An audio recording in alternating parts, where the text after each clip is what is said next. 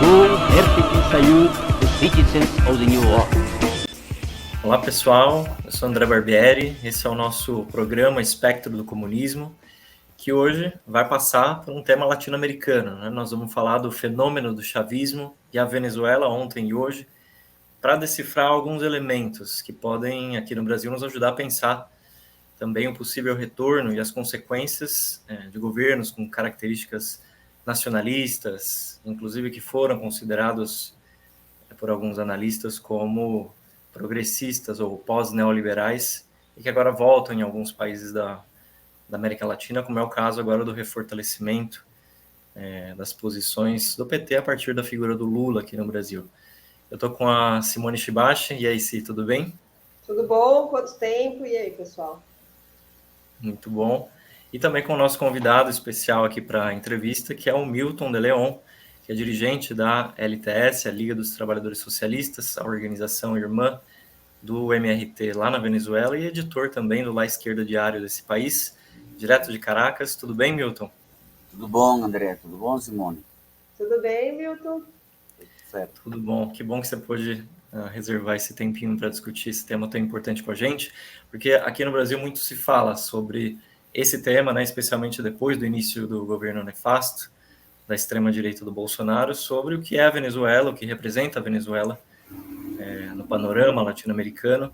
E no caso dessa polarização, a extrema-direita, que se alia sempre ao imperialismo norte-americano, ao imperialismo europeu, usa o tema para fazer as suas provocações. Inclusive, a gente viu, a partir de 2019, provocações concretas, junto, naquele momento, ao governo do Trump contra a Venezuela, envolvidos, inclusive, com a figura folclórica, hoje, né, do Juan Guaidó, e que, do outro lado, no caso do espectro vinculado ao PT, que inclui grupos de tradição stalinista, como o PCB, fazem uma reivindicação à crítica, né, do regime político autoritário na Venezuela, hoje encabeçado pelo Nicolás Maduro, e do fenômeno do chavismo, em particular, gerando uma espécie de mito sobre o suposto progressismo desse fenômeno.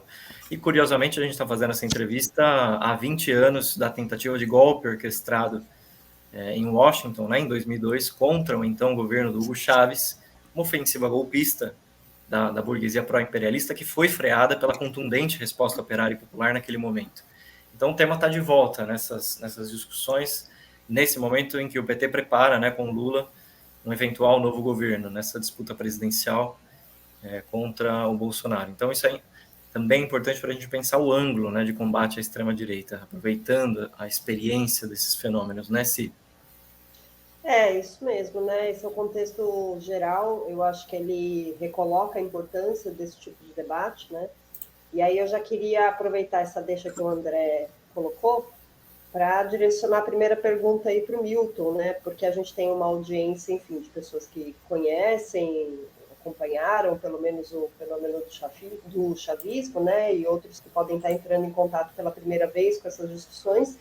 E aí eu queria justamente endereçar para o Milton essa questão, né? Primeiro, referendar que ele é muito bem-vindo hoje, e partir desse contexto que o André colocou, porque o tema do chavismo ele é muito extenso, né? Ele envolve vários aspectos, mas primeiro a gente queria pedir para o Milton contextualizar o que foi, né, o governo do Chávez, suas principais etapas, o seu caráter de classe, e por que existe tanto embelezamento em torno do bolivarianismo, do socialismo do século XXI, né, como o Chávez autodenominava aí a sua gestão, né, e colocando aí, justamente explicando para quem nos ouve, para quem nos assiste, por que do socialismo essas experiências não tiveram nada. Então, o que eu queria perguntar para o Milton, logo agora no início aqui da nossa conversa, é se ele poderia explicar para quem assiste a gente por que o governo do Chávez não era socialista e, afinal de contas, se ele não era socialista, o que ele era, né? E também o que é o chavismo, o que foi o chavismo como corrente política. Sim. Ô, Simone, como você falou, o tema do chavismo é extenso, né? Como o André comentou agora há pouco,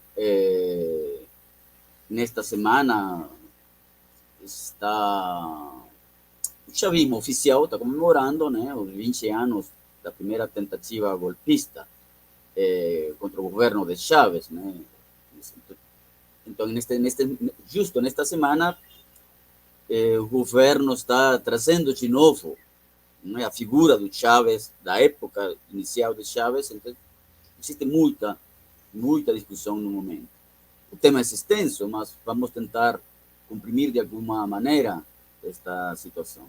Temos que lembrar que Chávez vai surgir numa época muito particular da América Latina.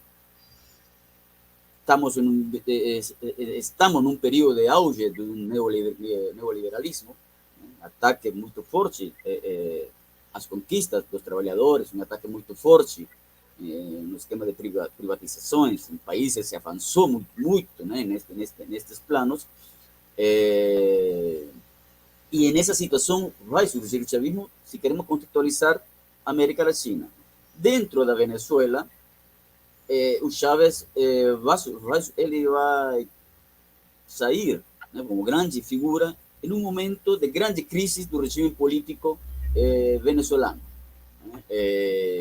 Na Venezuela governava um pacto chamado Pacto de Punto Fijo, né, um pacto das élites políticas e econômicas, né, que logo da queda de uma ditadura militar em 1959 de Pérez Jiménez, se vai reconfigurar o país. A Venezuela é um pacto muito importante. Um detalhe interessante deste pacto é que ele é assinado em Washington. Ele não é assinado na Venezuela. Ele é configurado, orquestrado, tudo em Estados Unidos, e mais precisamente no Hotel Asturias, lugar físico nesse sentido. Vai ser conhecido como Pacto de Punto Fijo, porque se assinou a rúbrica, se assinou já detalhes em uma casa chamada Punto Fijo, uma quinta de campo chamada Punto Fijo, por isso é o nome, Pacto de Punto Fijo. E já que somente um dado de interesse aí, já que comentaram sobre o Partido Comunista do Brasil, né? Aqui o Partido Comunista tem um papel muito importante nesse pacto. O Partido Comunista não é assinante desse pacto, mas uma questão interessante, ele assina um pacto prévio, que é conhecido como pacto, em espanhol, Advenimiento Obrero Patronal. Quer dizer, assina que as lutas dos trabalhadores não vão continuar, né? Um acordo patronal com a patronal, de um ascenso, porque a queda da ditadura de Pérez Jiménez vinha de um ascenso muito importante de trabalhadores, de organizações populares, movimento estudantil muito forte, né? Mas isso, para assinar esse pacto, temos que tirar as lutas do movimento operário popular. Bom, esse pacto prévio é assinado pelo Partido Comunista da Venezuela, né? Vai abrir o caminho para que depois, tranquilamente, se assinem esse grande pacto que vai configurar esse regime político. Acreditamos que não assinem esse pacto porque não entram no governo, porque nesse então havia uma espécie de acordo, né, que os partidos comunistas do Ocidente não entrassem nos governos do hemisfério ocidental, né, acordos feitos com a burocracia estalinista a nível mundial. Não temos nenhum partido comunista que ingressa em nenhum governo nessa etapa histórica, e achamos que é por isso que provavelmente o Partido Comunista não entra com algum cargo político nesse sentido, né? Washington não permitia a presença de partidos comunistas em nenhum governo do hemisfério ocidental. Um exemplo mais categórico é a Itália, né, com o sistema de renda parcial. Não entra o Partido Comunista, apesar de ser uma grande força política presente. Bom, isso é um detalhe por interesse, né, nesse ponto, pela questão do Partido Comunista. Bom, o Chávez vai surgir no meio da crise desse grande pacto. Em 1989, acontece aqui o que é chamado o Caracazo, um ascenso operário popular, fundamentalmente popular, né, das grandes bairros pobres da Caracas, das principais cidades, e vai surgir que vai ferir de morte esse pacto. Já moribundo, en ese sentido, en medio de esa crisis, una crisis de partidos políticos terrível, votaba 15% de população, descrédito total com as eleições, inclusive umas forças armadas reprimidas, muito odiadas. Este dato é muito interessante, porque eu vou colocar mais para frente. Bom, uma crise infernal do país. Havia que sair de algum jeito, de alguma maneira, dessa situação. Né? Nesse contexto de crise, nesse contexto de avanço latino-americano dos ataques dos planos neoliberais, e internamente, uma crise profunda, esse grande pacto, partidos políticos que não representavam ninguém votava, as eleições muito desacreditadas, presidentes eleitos com 10% do voto popular, da voto universal. Nesse contexto vai surgir o Chávez, né? Um contexto muito particular da Venezuela. Chávez, um dato histórico, né? Ele vai dar um golpe militar em 1992, né?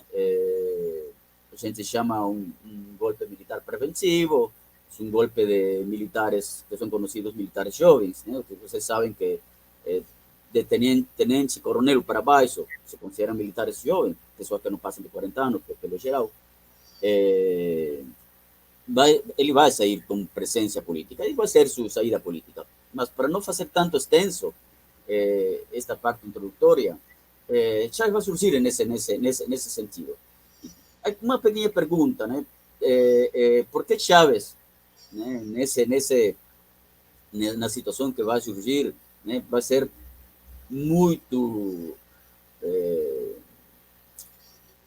com muito prestígio na América Latina, inclusive, né? Vai existir um dado muito interessante aí. Bom, mas o Chávez, quando chega o governo, Chávez vai ter várias etapas. Chávez não é essa etapa que a gente conheceu, né, nos últimos anos. Chávez, quando chegou ao governo, é partidário da terceira via. Partidário Tony Blair, Clinton, que tem boas relações com Washington, com Clinton no governo, é partidário desse tipo de governos, o que ele configura nesse sentido, mas ele vai levar a cabo uma série de reformas muito importantes para o esquema de domínio político venezuelano. Vai fazer uma Assembleia Constituinte, vai modificar muitas o esquema de governar, vai lançar uma série de leis que a burguesia mais concentrada não vai gostar, menos Washington, né? Vai começar a achar em uma situação aí muito riscosa. Por isso as tentativas da direita, comandadas inclusive, organizadas aqui desde a embaixada norte-americana, vai ter essa política de golpe, como estamos comemorando agora há 20 anos. Né? Nunca vai considerar o governo como seu governo, porque vai achar um perigo nesse sentido. Porque na Venezuela existe um dado muito interessante. Bom, agora estamos em catástrofe econômica, teríamos que ver os números, mas nessa época, historicamente, na Venezuela, quem tem um controle de que é chamado a renda petroleira, o ingresso fundamental da renda petroleira, pelo caráter rentista da Venezuela, é o Estado. Ele tem controle, ele não tem que negociar para colocar impostos a exportadores. Então, não tem esse problema de colocar impostos a exportações de setores concentrados da burguesia. Não precisa disso. Porque o petróleo, em essência, mais allá dos acordos com transnacionais e tudo isso, o ingresso petroleiro entra pelo Estado. Quem tem o controle. E estamos falando que de cada $100 que entram na Venezuela por ingresso, por exportações, de conjuntos das exportações do país, 97% são por petróleo. Então, quem tem esse controle da renda petroleira, porque entra, não necessita, isso que comentava agora, é o grande problema. Quem controla essa renda? Aí grande disputa. Não é o mesmo os grandes setores concentrados da burguesia, tendo o controle absoluto deles, a que tem que negociar quanto vai me dar. Não é a mesma situação. Então, essa questão tem uma particularidade, por isso é que Estados Unidos vai considerar o governo de Chávez um governo inseguro, nesse sentido. A Venezuela é um país configurado como abastecedor de energia, fundamentalmente de petróleo, para os Estados Unidos, foi configurado assim. A Venezuela nos anos 30 e 40 foi impedida de ter um desenvolvimento industrial, né? Apesar de ter uma renda muito grande de petróleo, poderia uma reconversão nesse sentido, mas por designio de Washington, Venezuela se configurou como abastecedor de petróleo no hemisfério occidental. Essa configuração nesse sentido, né? Houve golpe de Estado contra alguns governos nos anos 30, 40 que fizeram alguma tentativa de fazer o que na Venezuela é chamada sembrar el petróleo. Sembrar el petróleo significa utilizar a renda para industrializar o país. Isso é impedido por Washington, porque tem uma configuração determinada. Então, quem tem o controle desse dinheiro é a grande disputa. Daí parte a questão fundamental, além de algumas reformas que Chávez vai começar a fazer nessa primeira etapa, nesse ponto.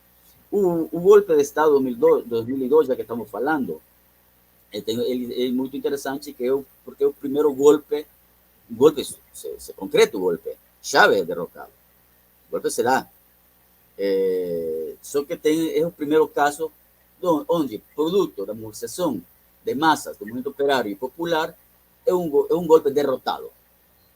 É o primeiro que acontece na América Latina. Nunca havia acontecido na América Latina no século XX, nem agora, nem no século XXI.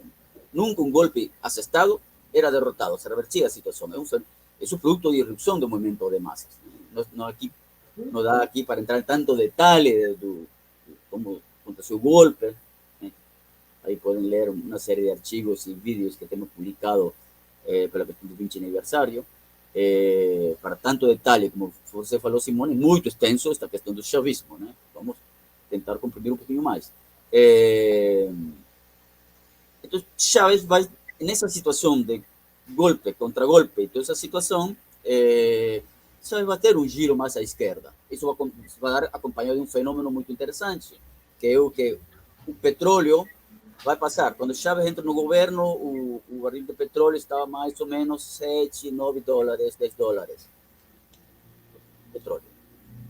Quando Chávez, 2004, por aí, 2003, 2004, o barril de petróleo vai subir quase, vai tocar o teto de 100 dólares, 120 dólares. Imagina o dinheiro que entra no país. Isso dá para fazer qualquer tipo de concessão no movimento de massa, né? Seja de qualquer jeito. Muito dinheiro nesse sentido. Além de transferir, já veremos como Chávez vai transferir dinheiro ao setor concentrado da burguesia. Já veremos, Chávez faz uma transferência de dinheiro. Já veremos o mecanismo que ele vai utilizar. Então, dava para transferir dinheiro ao setor da burguesia e fazer concessões aos setores populares, né?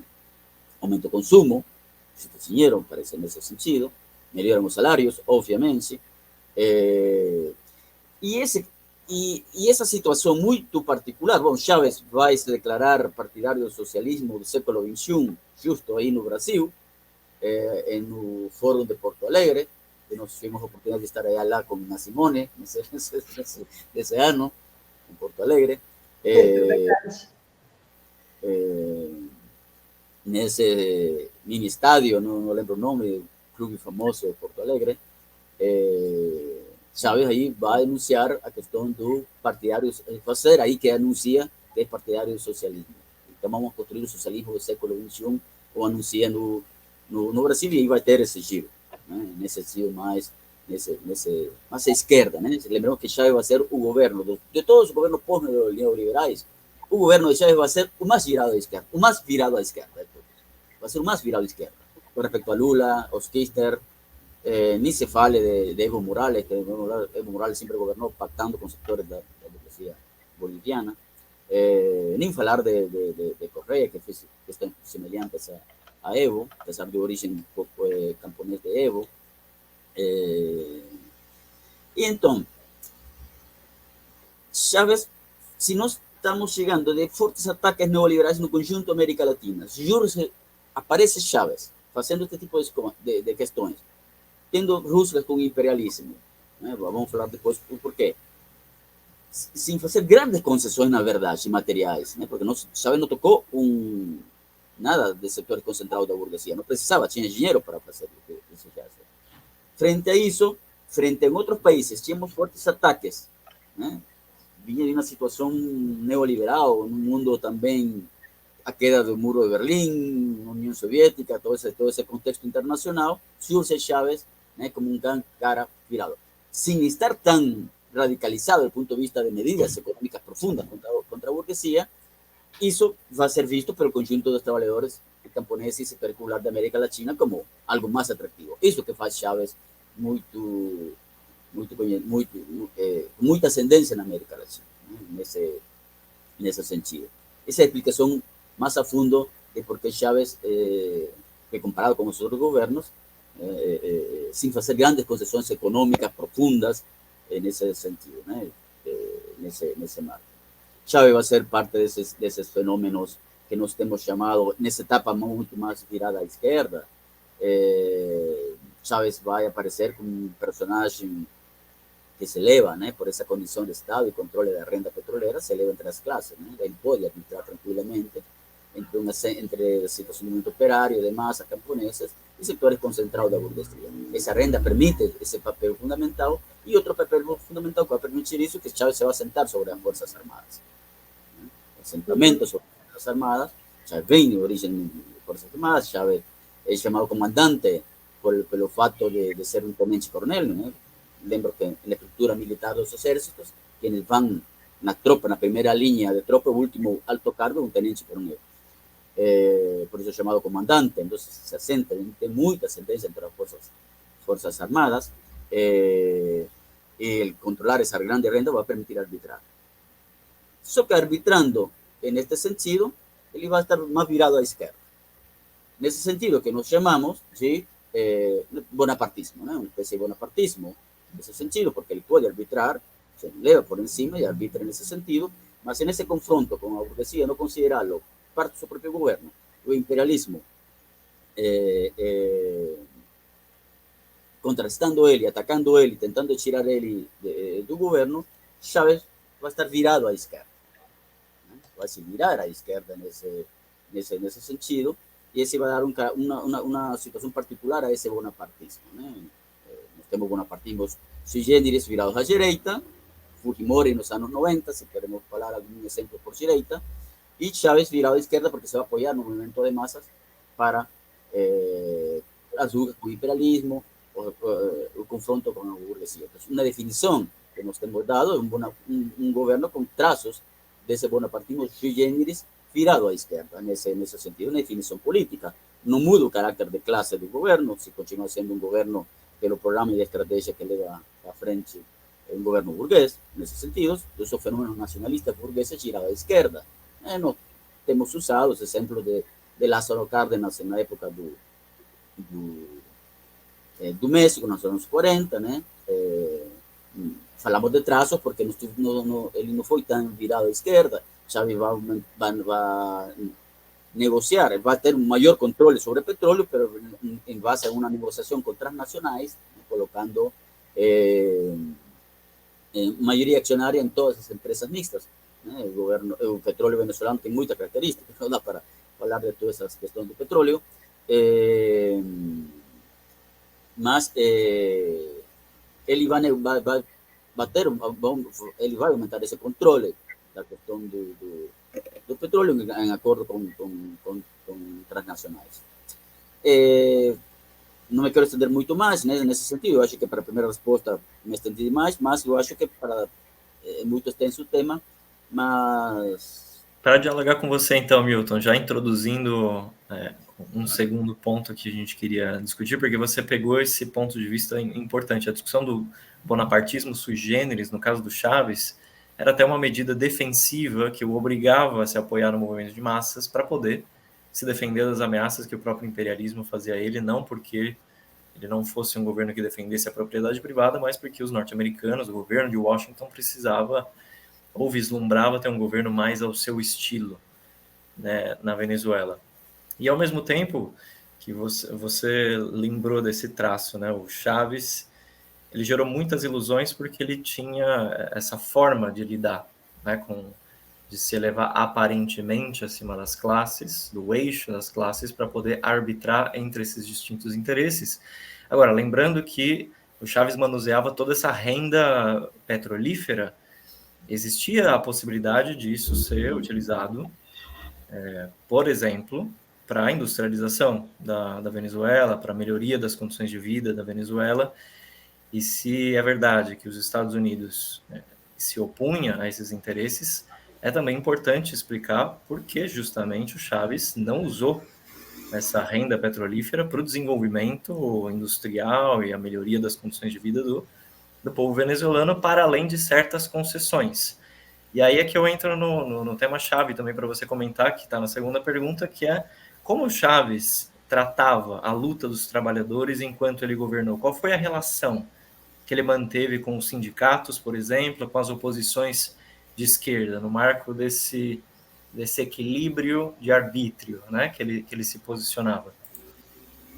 Sim. Neste tipo de governos existe uma característica muito importante que Chávez vai fazer, que é regimentar o movimento operário e popular. Chávez vai fazer uma cooptação do movimento operário e popular. Chávez vai, vamos falar, estatizar, no sentido geral do termo, né? Não que vai fazer parte do aparelho do Estado, no sentido estrito do termo, mas ele vai cooptar, estatizar os sindicatos, as direções do movimento popular, que na Venezuela tinha muita tradição de organização própria nos bairros, muita tradição nesse sentido, e ele vai ter esse controle sobre o movimento de massas. Um controle muito importante, direto, pela ascendência que ele tinha muita autoridade. Hay que reconhecer que Chávez tinha muita autoridade sobre o movimento de massas, permitia fazer isso nesse ponto. Todos os sindicatos, via as direções sindicais, via a direção do movimento popular, vai ter um controle muito forte do governo. Né? Chávez é famoso por uma expressão que vai falar, de tanto debate que se deram aqui na Venezuela, que isso de autonomia dos sindicatos, isso fora do PSUV não vai. O Partido Socialista Unido da Venezuela, quando se funda o Partido Unido da Venezuela, Partido Socialista Unido da Venezuela, Chávez vai falar diretamente que isso de jeito nenhum e tudo parte da direção do partido, sobre os sindicatos, sobre a direção do movimento sindical. Né? Eu mesmo vai operar com o movimento popular. Acompanhado disto, não comentei, mas é muito interessante, eu falei de que as Forças Armadas, na etapa anterior, estavam muito de prestígio, produto da situação repressora. Chávez vai ter uma questão muito importante que vai levar a cara essas Forças Armadas. Vai levar completamente a cara das Forças Armadas, vai um órgão repressor que ele vai recompõe essa estrutura das Forças Armadas, né? Nesse sentido, um dado muito interessante. Mas, o que acontece com aqueles sectores que por aí levavam a palavra demais de Chávez? Porque Chávez tem frases, a vezes. Chávez é uma pessoa que fala de muito. Um dia está falando uma coisa e outro dia é o contrário. Então, quem quer pegar parte de um vídeo, pode pegar o que desejar, né? A pessoa mais de esquerda como a parte mais de direita. A pessoa que fala de tudo. Então, no momento justamente no período pós-golpe, Chávez vai falar empresa ou fábrica que os patrões queiram fechar. Lembremos que em abril, depois do golpe de Estado, em abril, no ano seguinte, vai haver um local patronal, um paro petroleiro, paro patronal da corporação, porque ainda Chávez não tem esse controle total da indústria nessa etapa. E, portanto, paros patronais, inclusive empresas privadas param. Os patrões fecham as empresas no sentido patronal, né? Não abro e pronto. Chávez usa uma frase muito que é fábrica fechada, que ele parece... Chávez vai pegar muita frase do programa transicional, incrível. E vai falar de que, bom, se os patrões fecham a fábrica, operários podem assumir o controle. Então, havia diversos sectores muito interessantes que tomaram a palavra de Chávez. Só que permitia que pudessem fazer isso, mas era nombrado, se chegavam a fazer isso por uma luta, era nombrado quem ia controlar a fábrica desde o governo. O Ministério das Indústrias nombrava. Ou seja, se nomeava desde cima, desde a cúpula do Estado, quem seriam os responsáveis por essa suposta administração, né, operária das fábricas. E quando os trabalhadores não queriam continuar eles mesmos, bom, essas lutas eram boicoteadas desde o governo. Diretamente, existe uma empresa que se chama Sanitários Maracay, que é produtor de cerâmicos, grupos cerámicos. Nesse sentido, muito famosa, onde os operários avançaram. É muito interessante essa experiência dessa empresa. É muito interessante. Eles conseguiram reduzir o horário laboral completamente, quando organizaram a fábrica, tem seu próprio comitê de empresa, através do seu sindicato, se organizaram muito, ainda sendo os trabalhadores chavistas. Trabalhadores sendo chavistas, né? Aqui temos uma questão de que a ação, né? As ações que levam para frente estão mais para frente que o nível de consciência de classe, né? Muito interessante esse tema. Mas essa luta foi destruída. Né? Chávez não ajudou com financiamento, não ajudou com nada, e terminou sendo desmantelada essa luta. Desde o governo, uma coisa muito original. Também Chávez bate a cara que todo aquele setor do movimento operário que tirava os pés por fora de um esquema determinado de ordem do governo, essas eram reprimidas. Em 2006, 2007, 2007, vamos ter um fenômeno de sectores que de trabalhadores que van a girar un poquito más izquierda en sus lutas. De todas las medidas que tomó Chávez, existe una gran empresa siderúrgica de unos 15.000 operarios más o menos en el oriente del país, llamada Siderúrgica do Orinoco. Aí os trabalhadores levam para frente uma luta muito importante. Nesse momento era pelas contratações coletivas, pelos salários e tudo isso. Mas nessa luta os trabalhadores vão exigir a nacionalização da empresa. É um lugar onde os trabalhadores arrancam essa conquista do Chávez. Chávez decreta uma meia-noite que a empresa vai ser nacionalizada. É nacionalizada. Nessas primeiras semanas, no primeiro mês, você entrava, porque os trabalhadores, a sua maneira, tinham o controle da empresa, e você tinha uma particularidade que você entrava como se fosse quase uma faculdade dessa fábrica, né? Porque não havia tanto controle, né? Mas isso rapidamente vai modificar. Se nomeia de cima também do governo, que eles vão administrar, uma sociedade, uma empresa estratégica, e vai controle, e depois se vai regimentar muito essa fábrica, militarmente. Se vai regimentar isso, não? Temos outras experiências, uma empresa automotriz, da Mitsubishi, uma transnacional, que os trabalhadores fazem uma greve muito importante, também por contratações coletivas, contra o despido, contra salários. Bom, o governo de Chávez vai contrapor essa luta, porque saía por fora dos esquemas, e saía por fora dos esquemas também dos acordos que estava tendo com a transnacional Mitsubishi, no Japão. Japão falou, como você quer que investe no seu país, mas os operários estão ocupando a empresa. Chávez atua contra essa empresa. Nessa empresa são assassinados 2 operários no meio-dia, em plena luz do dia, numa protesta, na frente da fábrica, por órgãos da Guardia Nacional, da Gendarmeria, como se fala em outros países. São assassinados e o único que é culpado é o cara que estava aí à frente, que deu alguma ordem de disparar. Mas quando a ordem, com certeza, vinha de cima, ou do governador, ou mais para cima. Bom, temos nesse período, mais ou menos, nós vamos ter uma questão, essa etapa vamos a nomear como uma emergência operária, né, por as características dessas lutas. Mas isso vai ser destruído pela política de Chávez, por Chávez no governo. Nesse período vão ser assassinados mais ou menos 10 operários emblemáticos, de fábricas muito importantes, fábricas de indústrias, né, e fundamentalmente de indústria privada. Entonces, esa relación de gobierno, en cuanto você estaba encuadrado, se estaba dentro del esquema de Chávez, da orden do governo, tudo dentro de su computação, estatização do mundo operário, tudo bem. Você estava feliz com Chávez. Mas você queria avançar muito mais, setores que queriam avançar muito mais, eram reprimidos. Essa é a relação. Então, Chávez vai regimentar aqueles setores que tentam sair e querem avançar muito mais na sua luta. Essa é a relação que vai manter Chávez com o movimento operário popular, né? E isso vai permitir essa computação, escarmentar na vanguarda, escarmentar qualquer duro na vanguarda que quer tirar o pé do plato, que quer avançar mais à esquerda.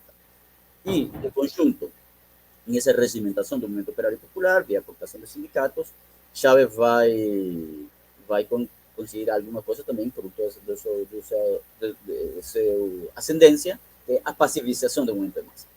O movimento de massa é pacificado, completamente pacificado, e isso vai servir depois para os acontecimentos que vamos ver logo com Maduro.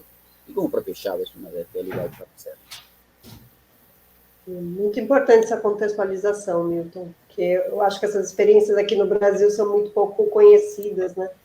Muito pouco discutidas, e dá um exemplo bem importante para a gente da natureza mesmo, do Chaves, do governo, enfim, de como lidava, né, com a vanguarda operária.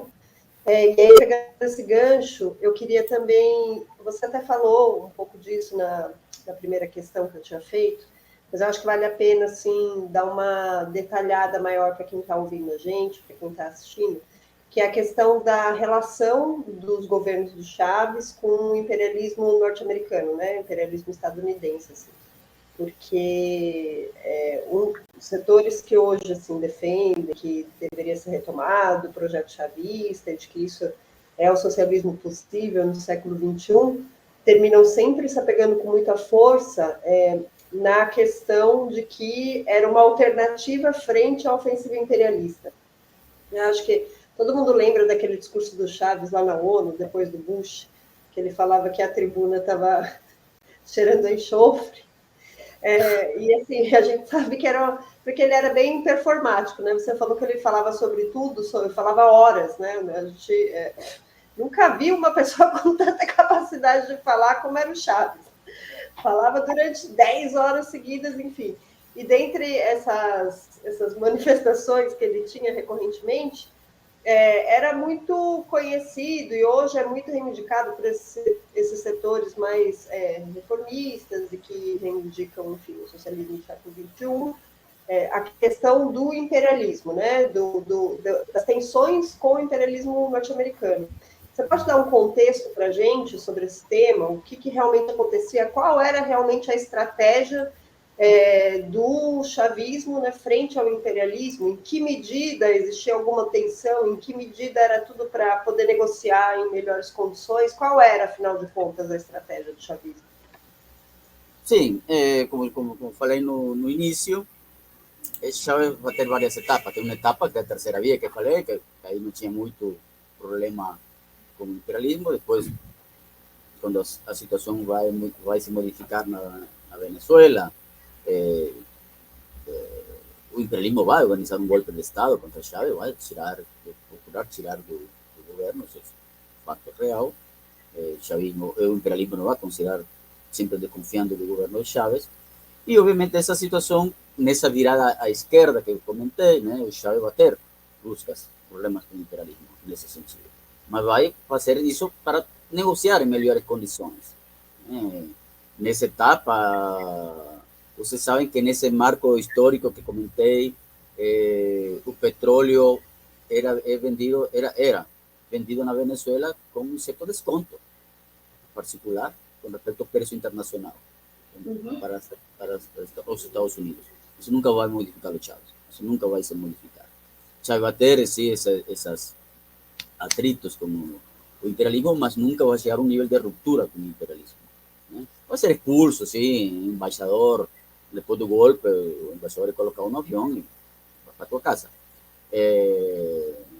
Mas nunca passou a um esquema de ruptura com o imperialismo. Né? São situações para negociar em melhores condições nesse sentido. Nunca foi de ruptura. Nunca Chávez não avançou naquela grande tarefa de libertação nacional do país. Né? Embora com Chávez o país conseguiu mais níveis de autonomia política, né? Isso vai ter uma particularidade, Chávez, nesse sentido, o governo de Chávez, um regime completamente semicolonial, direto, pelas características do governo, não tanto pela questão da econômica do país, da cultura econômica, senão pelas políticas do governo, esses atritos, vai modificar-se por uma primeira etapa esse caráter semicolonial, né? Mas sem alcançar uma libertação nacional do país nesse sentido. Mas vai ser mais pelas medidas políticas, mais que econômicas, né? Mais pela questão da política, né? Mais autonomia política relativa com respeito ao imperialismo. Mas isso não vai ser produto de que Chávez vai alguma espécie de ruptura. Eu falei com essa relação se viu mais que tudo com as transnacionais, né? Com setores Chávez vai passar um regime que eu falei de maior controle do petróleo, mas no marco de constituindo muitas empresas mistas com grandes transnacionais. Aqui no Brasil, se você olha o mapa da Venezuela e coloca os símbolos das empresas petroleiras transnacionais que estão, você vai ver que parece que é um mapa com todos símbolos imperialistas, vamos colocar assim, né? Símbolos de grandes transnacionais. Né? Você olha onde estão ubicadas, Chevron aqui, la outra aqui, todos, é muito, muito particular. Chávez lo que va a tener es va a construir empresas mixtas, que inclusive en esta transformación con esas empresas mixtas, si en esas empresas el gobierno o Estado tiene mayoría accionaria, dona en ese sentido, va a tener una modificación porque no otro 40%, vamos a hablar así, si tuviese un 40%, de ese 40% esas empresas internacionales son donas, tienen poder de eso. No están prestando servicio a la empresa venezolana, que son prestadores de servicios para extracción de petróleo, perforación, refinación, todo eso. No, son donas de esa parte. ¿Está bien? Son donas de esa parte de empresa. Eso va a modificar, eso va a ser con Chávez. Esas empresas mixtas van a mostrar esa relación con el imperialismo. Tenemos transnacionales de Europa, de los Estados Unidos, o después llegaron internacional de otros países, de China, de Rusia. Eso va a demostrar en ese punto grandes sectores económicos, ni un sector imperialista va a ser tocado de transnacionales en el país, va a configurar en ese esquema, y la cuestión del petróleo, que es un factor más importante de la economía, va a demostrar esa relación con el imperialismo en un sentido económico. Rusia con imperialismo, mas negoció todo nas estruturas económicas muito mais importantes. Chávez não vai avançar muito nesse sentido, não vai tocar nenhum setor concentrado da burguesia é tocado. Depois podemos explicar o sistema de nacionalização que vai levar à frente Chávez, que recompra. Chávez recompra empresas que haviam sido privatizadas nos 90, eles compram novamente, a empresa de eletricidade, outras empresas muito importantes a nível do Estado, a telefonia, que havia sido privatizada, são empresas que nasceram com o Estado, haviam sido privatizadas nos anos 90, Chávez vai comprar de novo, e a característica para ver essa relação com o imperialismo, que essas empresas são compradas no valor que se está sendo cotizada na Bolsa de Nova York, nesse momento. Não o valor dos ativos na Venezuela, o que vale o valor desse ativo, sino que como está siendo cotizada en la bolsa de Nueva York. Si la empresa está siendo cotizada en esos días en un valor alto, independientemente del valor del activo del país. Es decir, las transnacionales costosas vendían esas empresas. Ganancias terribles en ese sentido. Entonces, esa cuestión va a demostrar esa relación en un plano económico con el imperialismo en ese sentido, en ese punto. Entonces, esa cuestión que nos tenemos nessa questão com o imperialismo. Ainda assim, falando de novo, o imperialismo não considera um governo seguro, apesar de todas essas questões, já podemos comentar em algum momento, porque vai tirar sempre do governo. Isso é o que vai permitir. Se o imperialismo não fizesse essa tentativa de tirar, negociar em outros marcos, com Chávez, com certeza essa questão não seria muito efetiva. Se demonstra pela questão da relação econômica, isso não temos que perder de vista. Essa relação econômica con todas las transnacionales. Esa relación con el imperialismo que mantiene Chávez en ese punto, y obviamente la burguesía concentrada, la histórica burguesía, que es una burguesía, se llama aquí burguesía muchas veces, el grueso sector de esa burguesía es burguesía compradora, burguesía comercial, muchas veces se llama. ¿Por qué? Porque si un sector grande productor, eso no significa que no exista industria en Venezuela, existe industria en Venezuela. Venezuela es uno de los países tardíos en industrializarse, más muy cedos en desindustrializarse. Mas um grande, somente colocar graficamente, um grande setor burguês, vamos falar do setor do agro ou qualquer outro setor, porque fazer investimento, por exemplo, no grande setor da agricultura, dos agronegócios, tudo isso, se para que corre risco com mudança do clima e tudo isso, se eu posso comprar com a renda que me passa o governo, comprar fora e vender aqui na Venezuela e não corre nenhum risco, no caso da agricultura, por exemplo. Por isso que nunca se vai desenvolver economicamente, a parte da agricultura sempre vai ser muito atrasada. Nenhum setor quer arriscar. Existe agricultura, obviamente, né? Mas a Venezuela é dos países que 70%, 80% do que consome nos tempos normais. Hoje está pior ainda a situação. Mas nos tempos normais, 70% que se consume em alimentos é importado. Porque nenhuma burguesia quer arriscar, se é mais fácil. Já o governo transfere dinheiro para os diversos mecanismos que existem, né? Diversos mecanismos para poder trazer alimentos e não corre o risco de terremotos. Bueno, terremoto não tem muito tempo acá, né? Inundações, chuvas, e tanto rico que significa o cultivo. Bom, essa, mais ou menos, essa característica. Então, essa burguesia que sempre vai querer ter esse controle da renda, que eu falei, e a grande disputa. Quem tem controle da renda é essa grande disputa da burguesia. Então, com o imperialismo nunca houve uma ruptura total nesse sentido. Agora, se comparamos com países da América Latina, claro, esses atritos viram cara, nossa. Claro. Você vê a diferença. Se você compara com os caras que pós-neoliberais ou neoliberais ainda, é um cara que se vê muito para fora nesse sentido. E isso, já falando de novo, isso que entusiasma fora a muitos setores das burocracias, dos sectores seguidores do chavismo, dos partidos comunistas, e as direções políticas nesse sentido.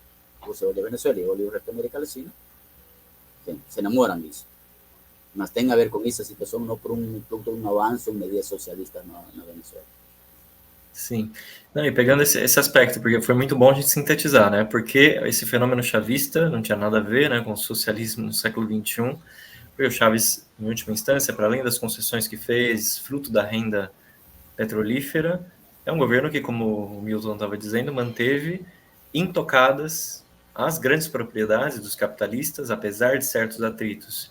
Nunca chegou ao ponto de ruptura com o imperialismo, pelo contrário, fez com que as reservas de petróleo do país também tivessem a participação de multinacionais imperialistas, né, que tinham muito peso na economia venezuelana, e também não se serviu dessa renda petrolífera para poder desenvolver e industrializar o país, pelo contrário, manter a Venezuela dependente da renda petrolífera, ou seja, dependente dos preços internacionais, e com isso, todos esses traços semicoloniais do país, esses traços de atraso foram mantidos por todos esses governos chavistas.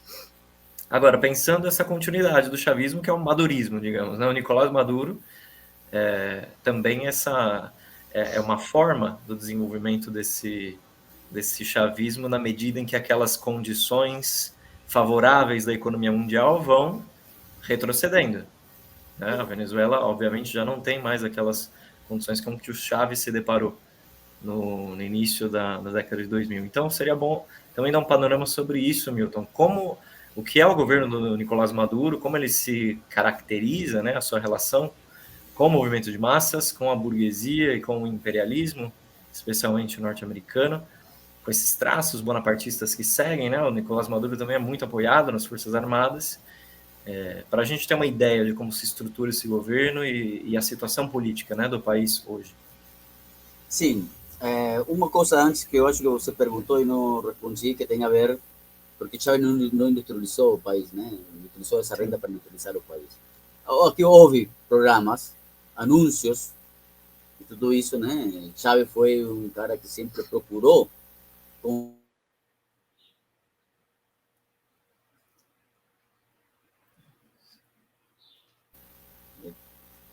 ele fala permanentemente isso, existem acordos permanentes com as câmaras empresariais, né, nesse sentido, existem discursos, isso que eu chamava de sembrar o petróleo, né, mas com Chávez nunca houve uma transformação desse rentismo petrolero. Inclusive, se considera que com Chávez se profundizou esse rentismo petrolero, que é uma grande dependência, porque você depende de um commodity que pode modificar-se, já vamos ver, né, a nível mundial. Chávez não existe uma transformação nesse sentido, apesar dos anúncios. Aliás, as principais indústrias Chávez, muito importantes, indústrias consideradas indústrias básicas, né, ferro, aço, alumínio, bom, petróleo y otros sectores ya venían de épocas anteriores, de décadas anteriores. Eso no fácil, no es feito por Chávez. Chávez no va a llevar a cabo, por ejemplo, esa región que te comenté, industrias básicas en Venezuela están construidas en una región que se llama Guayana, indo como caminho do Brasil, da Venezuela, no caminho do Brasil. Una ciudad que fue construida de nada, llama-se Puerto Ordaz, Ciudad Guayana. Ahí fueron construidas grandes, sí, estamos hablando de industrias de 15.000 operarios, 10.000 operarios pertenecientes al Estado, que habían sido, como falei, privatizadas, mas después voltaron para el Estado. Ese producto de las lutas. Isso, por ejemplo, que es de una inversión muy importante, a ese nivel Chávez no fez nada. A ese nivel, por ejemplo, se venía de antes, en ese punto. Esa región se considera que es la concentración más importante de operário con respecto a la población. Hay mayor concentración operaria. Você vai contra operários das indústrias pesadas, nesse sentido. Petróleo, Chávez va a hacer lo que eu comentei, nesse sentido. Entonces no va a haber, por fuera de los planos, Chávez una modificación de ese ritmo, a pesar de que se falaba mucho, porque es un discurso permanente, histórico. En Venezuela ese discurso de sembrar el petróleo, como se fala aquí, es un discurso de los 40. Chávez continuó falando ese discurso, mas sin transformación ninguna. ¿Entendió? No es un nuevo, no fue un discurso de Chávez eso, nuevo, en ese sentido. Bueno, ahí antes entraba Maduro. Existe también, yo falei, ¿no? Como el gobierno también hacía transferencias a burguesía. Saben que Chávez, a pesar de ese ingreso de renta petrolera, ¿no? Llegó a tocar un teto de $105 y $30, ¿no? Mucho dinero en ese sentido. En Venezuela operar una cuestión muy particular. Por un lado, lo que llamamos a fuga de capitais, vía mecanismos legais e ilegais, ¿no? Y otra cuestión a través de dívida externa. A Venezuela vai se endividar, é muito curioso, todo mundo pergunta por que com tanta renda petrolera você se endivida? Para quê? Se tem dinheiro, né? Mas o mecanismo, acontece que a dívida da Venezuela não é com nenhum organismo internacional. Venezuela não tem dívida com o FMI, algumas corporações internacionais. Venezuela vai se endividar via os bonos. Tá bem? Cria bonos, coloca no mercado, vamos falar assim. Ou títulos, né? No mercado. Títulos de mercado. Só que isso depois tem que pagá-los. Mas qual é o curioso disso? Chávez emite sus bonos para vender, entre aspas, vende a burguesía local o a sectores económicos para que con esos bonos un mecanismo de burlar a misma ley que él mismo montó, un mecanismo, ya que no puedo hacerlo por esta ley formal que yo mismo coloqué, de que yo no puedo aparecer transferiendo de grandes cantidades de dinero, ¿no? Porque yo tengo control y el pueblo está primero. Transferir vía los bonos. ¿Cuál es el mecanismo? Vendía en la moneda local esos bonos, pero eran bonos transados a nivel internacional en dólares. Entonces, se traspasaba de ese dinero, de ese mecanismo, y eso supuestamente era para financiar a burguesía, supuestamente, ¿no? Ahí, ¿qué acontece? Ese dinero salía y nunca entraba. El gobierno vendía a nivel local en bolívares, que no es casi nada, ¿no? Más cotizables en dólar a nivel internacional.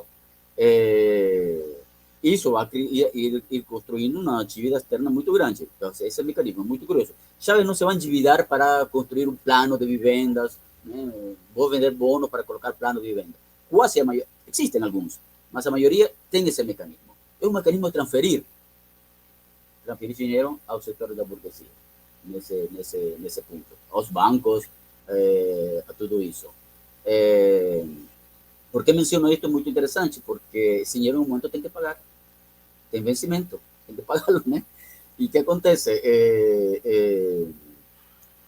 A Venezuela va a entrar en una etapa, tenemos que lembrar que Chávez va a morir en 2012, Chávez o Bonaparte, muerto o Bonaparte es gerador de caos. Al desaparecer o Bonaparte, ya era caos. Sí. Entonces, un gerador de caos en ese sentido. Ahí, bueno, la derecha aprovecha, en sentidos Normalmente direita tenta levantar cabeça para aproveitar, bom, murió Chávez, então é fácil tirar o próximo governo. Acontece que com o governo de Maduro vamos ter várias questões, uma questão que não falei, a fuga de capitais. Na Venezuela se considera que se fugou capital nos 15, 18 anos do início de Chávez, mais ou menos 500 mil milhões de dólares. O nome, a quantidade se fala tranquilo.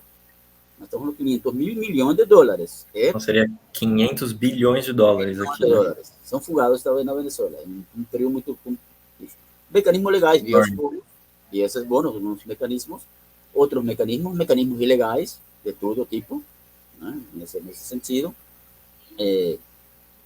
Isso, dinheiro que entrava por renda, saía por diversos mecanismos do país. Uma fuga de dinheiro, dá para industrializar qualquer país do mundo, pequeno do mundo, né? De longe, que a marcha ela fica pequeno, muito pequeno comparado com isso, o dinheiro. O plano Marshall.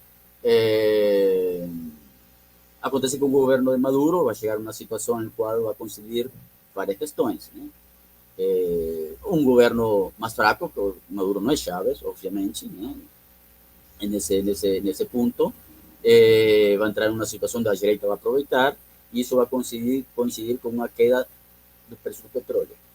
O preço do petróleo está quase 90, 100 dólares, van a chegar a um nível de 14 dólares, por o mais baixo que chegou, mantendo-se um promédio de 22 dólares por barril de petróleo. Isso, essa queda, e coincide com o momento que temos que pagar a dívida. Essa situação, o governo de Maduro vai ter uma decisão política, que é pagar a dívida externa. Sim. Vai ter essa decisão política. Nós fazemos campanha contra o pagamento da dívida externa, sabe, sim, uma tragédia se a dívida externa se paga. Hicimos muito conhecido em artigo, incluso copiando a Lenin com seu artigo a catástrofe que nos ameaça e como combatê-la, antes de chegar à situação catastrófica, porque o dinheiro não entrava dinheiro, todo estava saindo, existia esta fuga terrível. Por isso que a crise também é produto do mesmo chavismo. Temos que entender isso, que a catástrofe econômica da Venezuela, se nós falamos que a catástrofe econômica é evitável com um plano operário popular, dirigido pelos trabalhadores, era evitável. Existiam medidas que podiam, inclusive dentro do marco, se se chamava nacionalista, um governo dessa característica e de esquerda, como se fala neles, podia tomar medidas medianamente para não evitar essa catástrofe. Essa questão, essas decisões econômicas, endividar-se, tudo isso, e as medidas políticas últimas de Maduro, que fazer esses grandes pagamentos, obviamente, as finanças públicas vão ficar sem nada. E você é um país que depende muito das importações. Sim. Do consumo da população, depende muito das importações. Esse conjunto de situações, essas medidas, a catástrofe econômica que vive a Venezuela, Maduro montou esse discurso de guerra econômica. Não, a catástrofe que se chega, sempre existe alguma questão por abaixo que o imperialismo te vai fazer e a burguesia, isso sempre existe, mas o determinante de conjunto vai ser as medidas que toma o governo que vão levar à catástrofe. Isso, nesse caso, o governo de Maduro. Essa situação leva, ou seja, a catástrofe econômica tem pai, isso que queremos falar. Não é produto de que o petróleo caiu e o imperialismo me está fazendo guerra econômica, a burguesia me faz guerra econômica, não, está no governo, pode tomar decisões políticas e econômicas. Eles tomam essas decisões e, portanto, se abre uma situação terrível. Quando nós falamos de catástrofe econômica na Venezuela, estamos falando que a Venezuela caiu um produto interno bruto, mais ou menos 70 e tanto por 72, 74% do produto interno bruto. São níveis de países em guerra, em um país que não está em guerra com ninguém. Sim. Venezuela nunca entrou em guerra com nenhum país, mas são níveis de queda, com uma hiperinflação que desmou o ingresso dos trabalhadores. Chama-se algo que se chama, alguns especialistas econômicos chamam alguns, a população entrou em uma espécie de pobreza súbita. Por quê? Porque não é uma queda do ingresso que vai caindo aos poucos, né? Produto dos ataques. Claro. Um momento muito curto, produto da hiperinflação. De repente, você, aqui um trabalhador de ganhar $200, passou a ganhar $20. Isso somado a uma situação de escassez de alimentos. Porque você pagando a dívida externa reduz as importações terrivelmente. Não tem que consumir. esse conjunto, por isso falamos que a catástrofe econômica tem pai nesta situação. É uma questão muito importante, porque todo mundo na esquerda reformista fala que é produto dos ataques do imperialismo. Como comentei, sempre a burguesia vai fazer alguma coisa por abaixo para acelerar alguma questão, mas isso não foi o determinante. Chávez colocou esse termo, esse na guerra econômica, não. Guerra econômica não. Guerra econômica é que está fazendo você contra o povo, pagando essa dívida. E essa medida que está tomando. Exatamente. E para isso, obviamente, contou com uma colaboração. Serviu muito a pacificação do movimento de massa, a estatização dos sindicatos, o papel da burocracia sindicais tranquilas com tudo isso, né? Nesse marco. Essa é a questão do Chávez, do Maduro, nessa etapa do governo do Maduro, que vai levar essa catástrofe econômica que estamos vendo, e está falando. A hiperinflação da Venezuela é de longe comparada com a Zimbábue. Foi também outro país que foi nesse sentido. Bom, paro por aqui, nesta parte, vamos seguir conversando acerca desta crise.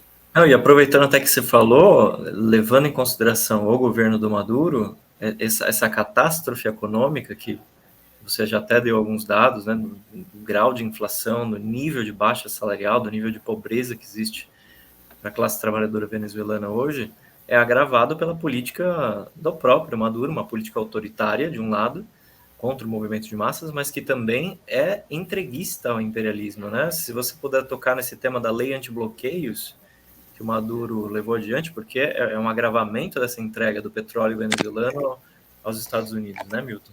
Sim, isso é muito importante, esse conjunto de leis. O governo Maduro vai começar a modificar muitas leis.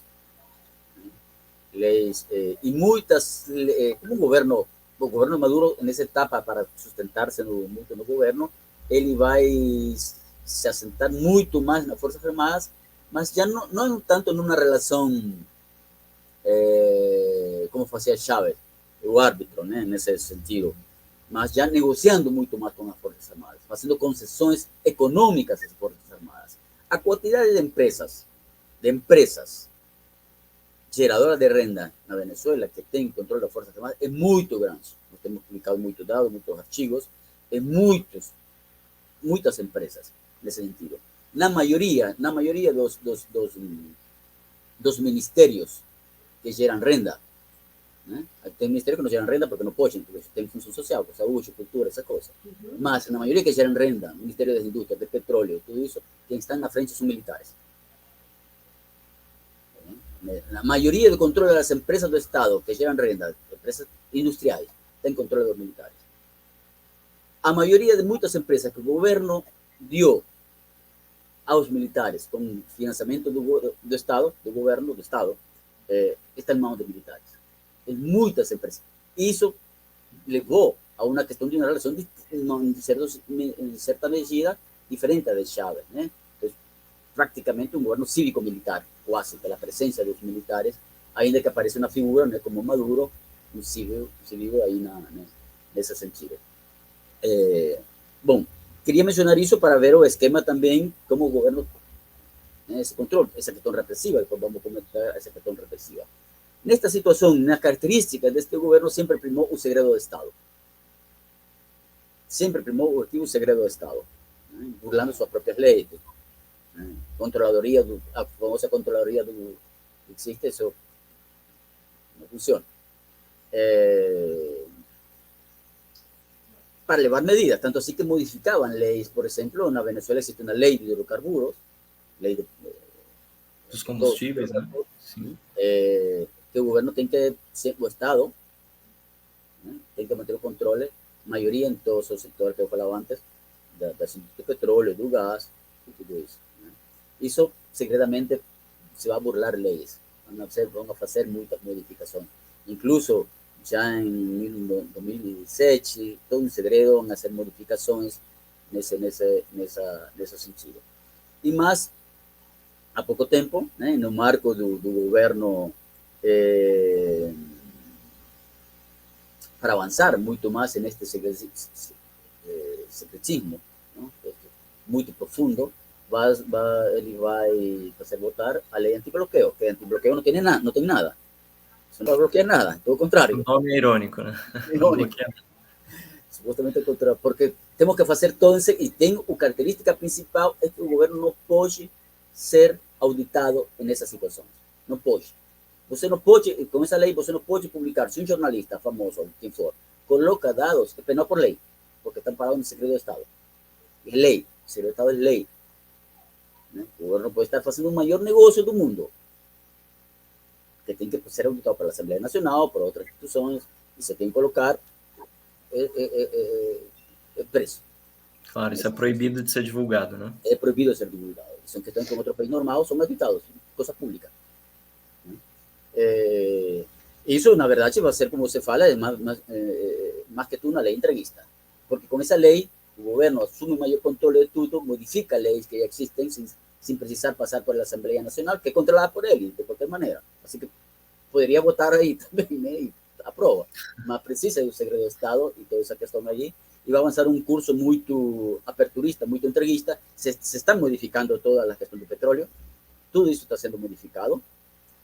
A lei de inversão estrangeira, que é um aperturista e entreguista, se está fazendo muito. Existe, só que isso não é público. Muitas coisas não são públicas. Você fica sabendo uma vez já consumado o fato. Né? Nesse sentido. Na área petróleo, como eu falei, é muito forte. O governo, no marco dessa lei de petróleo, da lei antibloqueio e outras leis, liberou o que é o controle. O governo de Chávez, na etapa, tinha o que se chama o controle de câmbio. Desde o governo se regimentava o tipo de câmbio oficial. Isso foi liberado. Existe livre flotação do dólar. Agora, foi liberado todas as importações. Antes tinha que passar pelo controle do Estado, todas as importações, certo controle relativo, né? Nesse sentido. Tudo isso foi liberado. Todo lo que se importa, todos los sectores económicos da Venezuela, no marco de la ley antibloqueo y no marco de otras leyes do Estado, do governo, tudo, nenhum sector paga un centavo de imposto. Nenhum sector está pagando un centavo de imposto. Você pode importar o que desejar na Venezuela. A burguesia pode importar o que desejar sem pagar un centavo de imposto. Embora os trabalhadores continuem pagando 16% do IVA, do salário, que não é nada. Que no existe, ¿no? Para ver esa relación. Eso es la ley antibloqueo. Se ampara mucho en el secreto de Estado, por eso muchas cosas que están pasando no son públicas.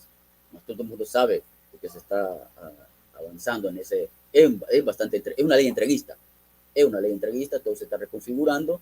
En el país todo se está reconfigurando en ese marco de esos avances por parte de Maduro. Sim. Milton, deixa eu pegar esse gancho aí.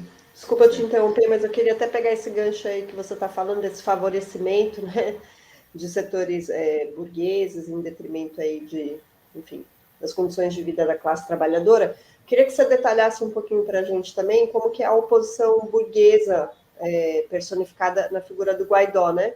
Como que ela atua, que relações ela mantém com o imperialismo, como é que vem se dando a estrutura de poder hoje na Venezuela, né? Porque existe já há algum tempo uma oposição burguesa, né? Que era uma coisa que nos anos do Chávez, enfim, era uma coisa que não existia dessa forma. Então, se você pudesse falar para a gente um pouco como atua nesse marco aí, o Guaidó e a sua base.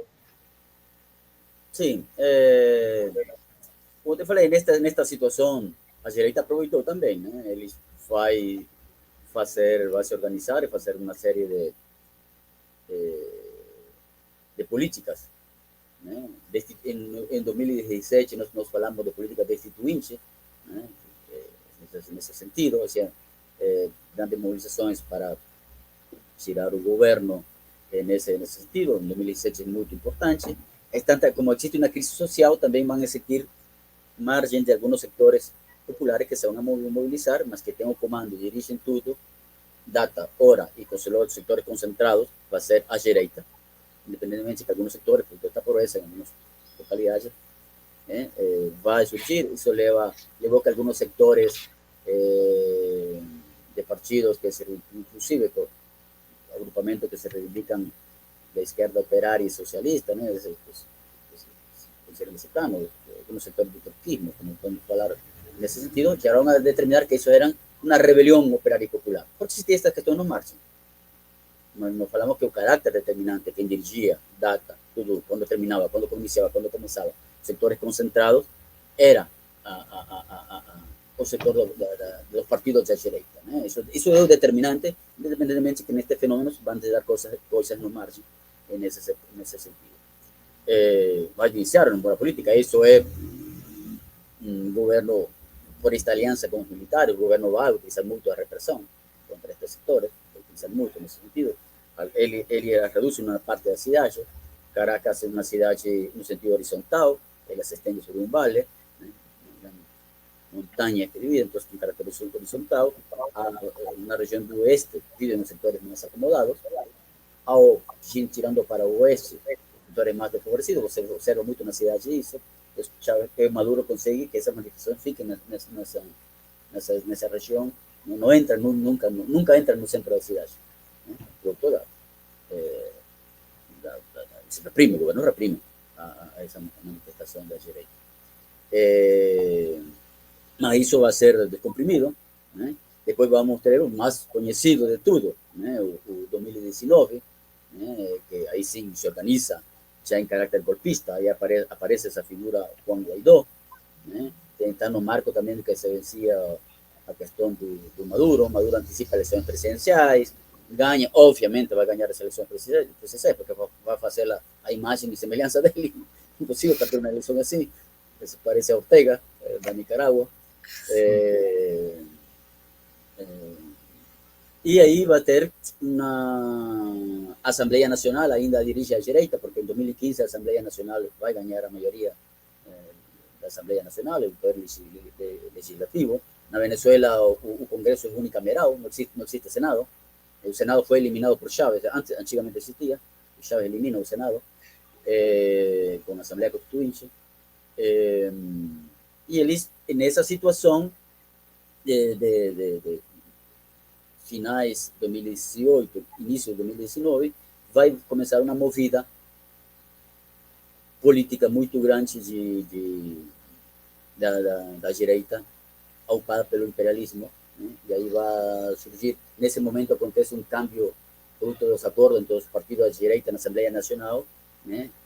Existe cambio entre os partidos, porque eles negociaram quem você vai estar 1 ano, você 2 anos, você na presidência, né?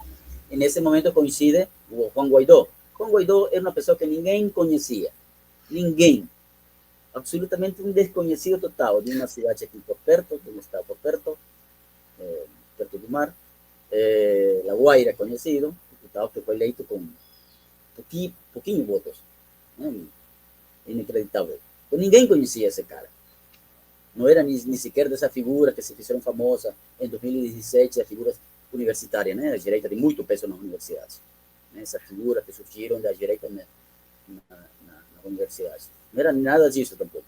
Aparece aí o cara colocar o presidente da Assembleia Nacional e aparece assim como presidente da Assembleia Nacional. Aí você vai ter essa movidas golpistas, sim, aqui um caráter golpista, nesse sentido, ocupado completamente pelo imperialismo, se autoproclama presidente interino. Em qualquer país do mundo, qualquer que se proclama autopresidente, ou vai preso, qualquer coisa.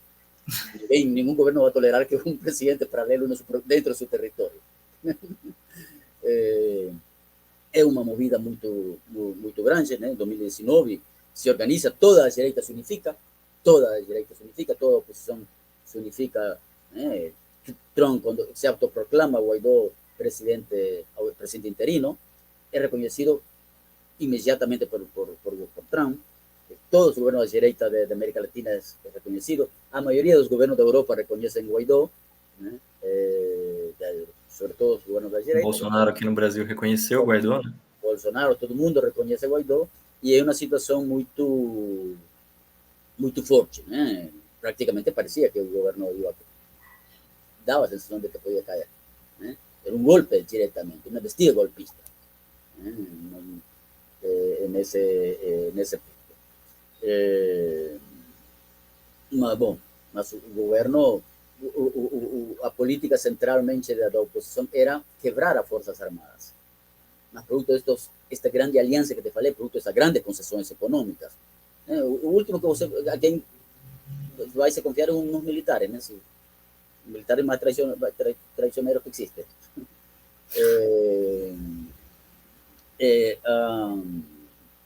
A a oposição vai buscar quebrar as Forças Armadas, tem muitos discursos dirigidos às Forças Armadas, inclusive existem algumas manifestações que se dirigem a alguns quartéis que estão perto da cidade, para quebrar o alto mando, un alto mando se devolta, se vire contra Maduro, nesse sentido, e isso que não consegue a direita. As Forças Armadas se mantêm firmes com Maduro em função destes negociados, destes acordos. Não consegue quebrar essa situação. Existem muitas forças, muito fortes, inclusive todo o sindicalismo da direita está aliado com Guaidó, sindicalistas que a gente conhecia, todo isso, se suman a Guaidó, sindicalistas da direita, não sindicalistas que vêm do chavismo, sino sindicalistas da direita, se suman nesse sentido, e vai ter uma ofensiva muito grande nesse sentido. Não vai prosperar, isso não vai terminar prosperando, porque não conseguem quebrar as Forças Armadas. Al não quebrar as Forças Armadas, não conseguem nesse sentido. Ainda assim, isso em janeiro de 2019, em abril ou março, vou estar errando agora no mês, março ou abril, vai ter uma tentativa, uma sonada militar, uma tentativa mais direta militar. Ahí aparece Leopoldo López, con una figura conocida, una figura infame conocida en Brasil. Él estaba exiliado en la Embajada de España. En esa movida consiguen tirar él y ahí aparece en las ruas. Aparece Guaidó, algunos militares se viran, son marginales en ese sentido. Esa fue una sonada, una tentativa más directa militar. Eso fracasa también. Eso de un día, fue un golpe, ese más directo, procuró, supuestamente tinha acordo com o setor que se iban a virar para el lado del pessoal de Guaidó, eso no acontece, Maduro se mantém, tem controle y retoma el gobierno. Después de eso va a iniciarse un proceso de que fracasa eso va a fracasar,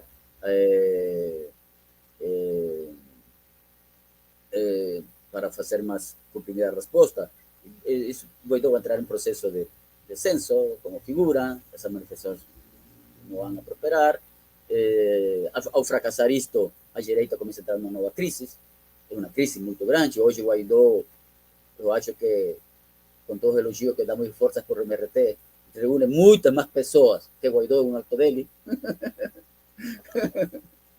No existe, o sea, ya no es una figura folclórica, como se falou no inicio.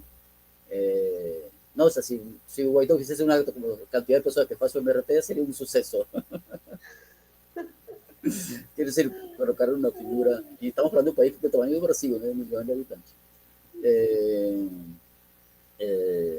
Entonces, es una figura que ya no entró en crisis, la derecha entró en crisis, total, ya no tiene esa fuerza, no existe. Como Guaidó es una figura ya, está muy dividido, ya no tiene esa fuerza para nada. El gobierno consiguió mantener todo ese control y en eso terminó a direita actualmente. No moviliza casi nada. Actualmente no moviliza. Y después, como te falei, con todos estos leyes antibloqueo, el sector de la burguesía, están olhando otro jeito a Maduro. De ahí se hacer tanto barulho si no estamos ya recuperando nuestros negocios. En el marco de una Venezuela, pues hablamos en final, si ya hacen, en este momento están surgindo 2 Venezuelas. Depois puedo comentar sobre isso. Sim.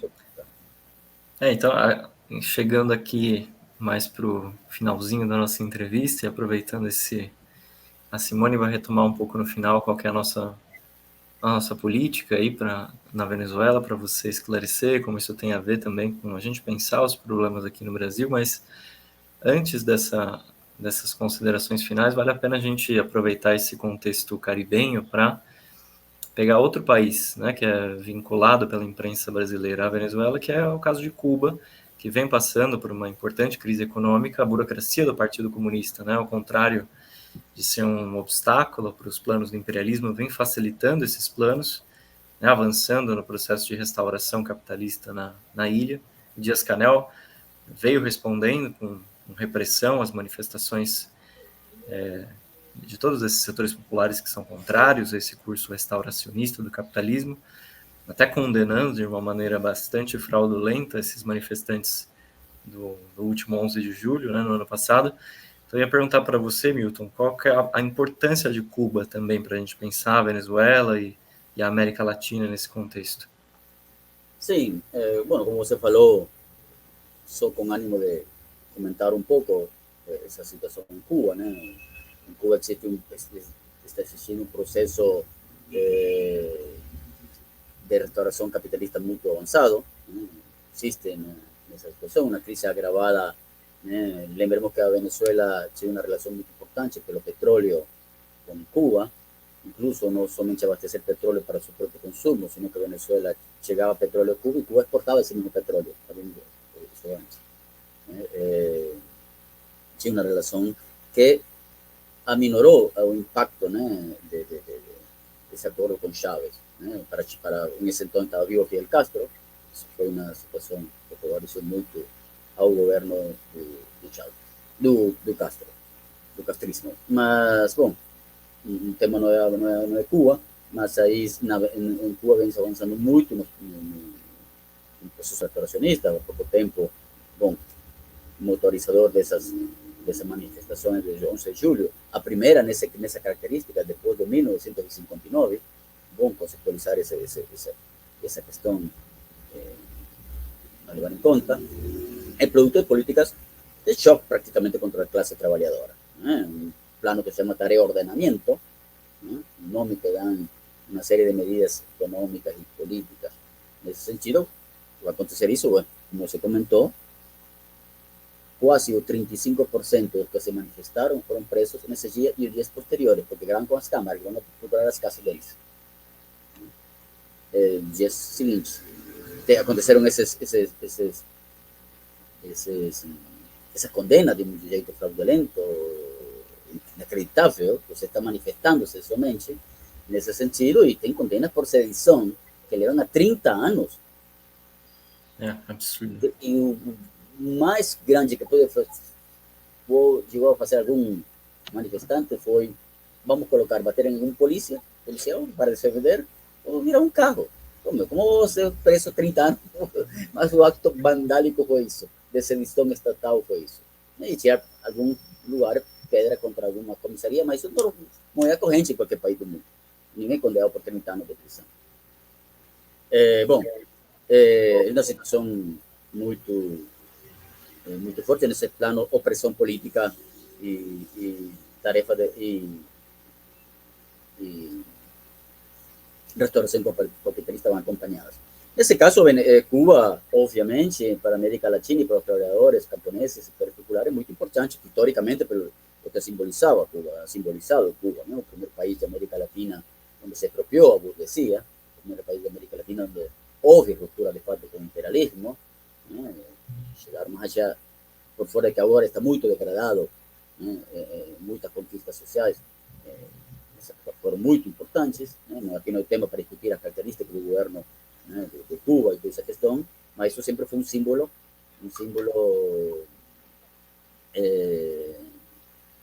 muito importante para os trabalhadores camponeses. Nesse sentido, sempre simbolizou isso. Por isso, Cuba é muito importante nesse marco, né? Aqui a direita é inacreditável, como fala, né?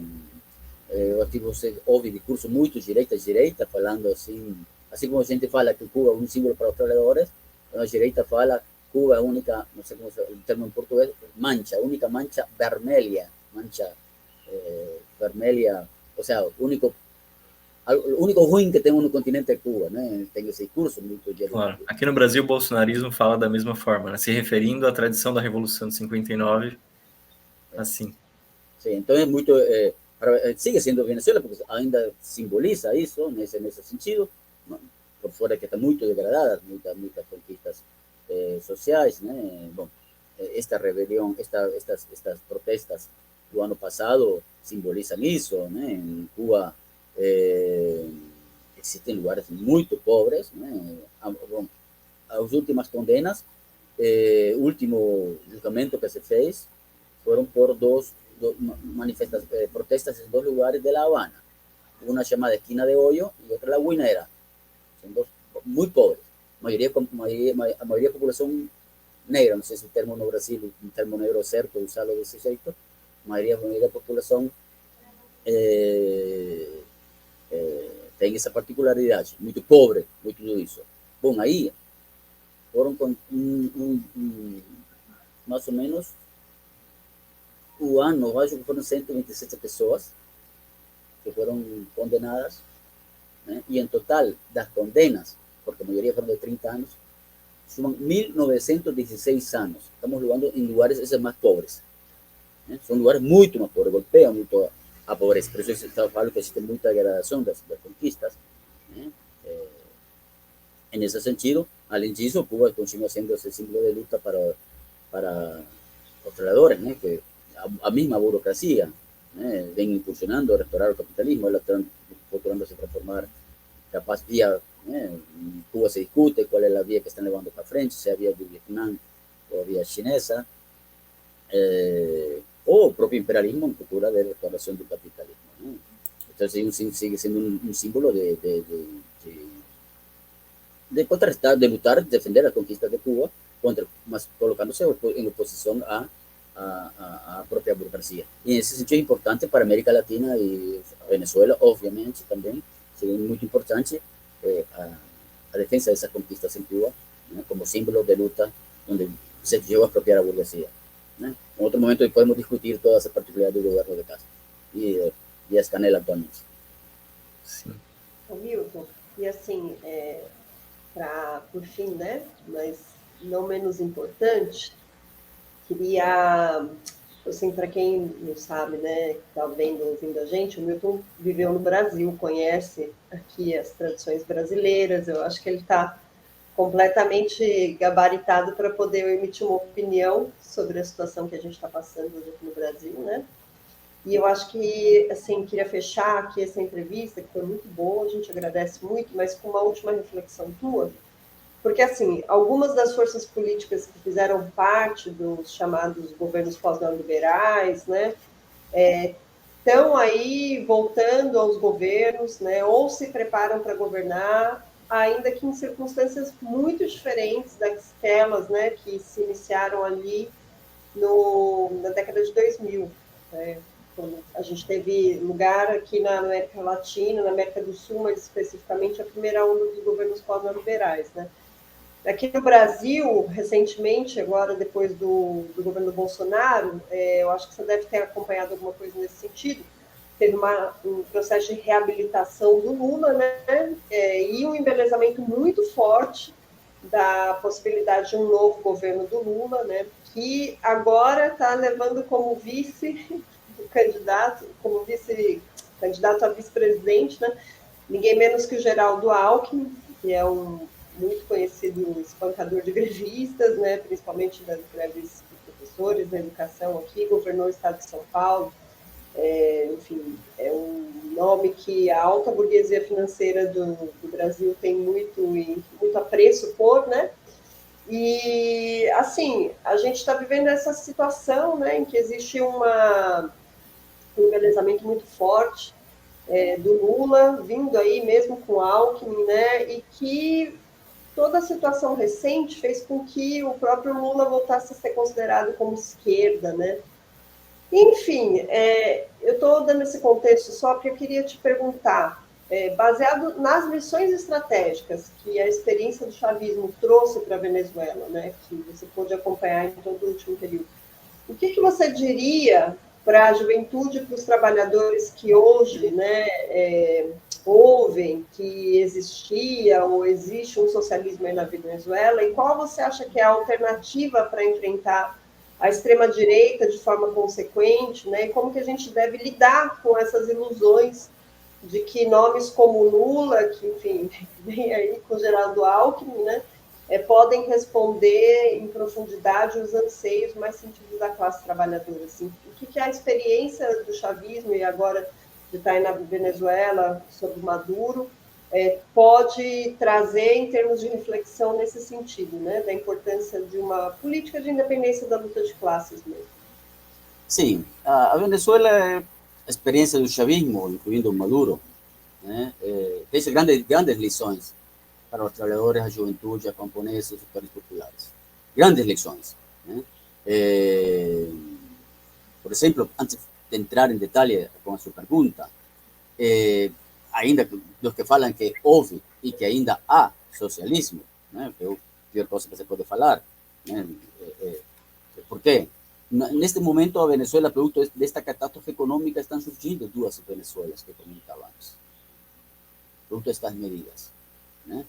Um grupo, produtos de todas estas liberações, modificações de leis, aperturismo, ataque aos trabalhadores, tudo isso no marco das políticas econômicas e políticas do Maduro, ou seja, diretamente do governo.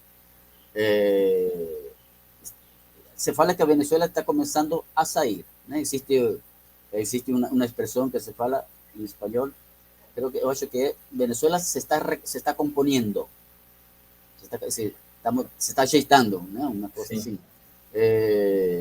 Mas acontece por quê? Porque com estas aperturas muito grandes, um setor concentrado econômico está aproveitando com tudo, né, para fazer negócio de todo tipo. Você não paga um centavo por importação. Está fazendo negócio de todo tipo, né? O comércio, o setor serviços vem melhorando os números. Se fala que os números estão deixando começam a crescer os indicadores, mas crescer de estar em baixo, né? Não é que já está em sentido positivo. Se antes você tinha menos 20, agora tem menos 10.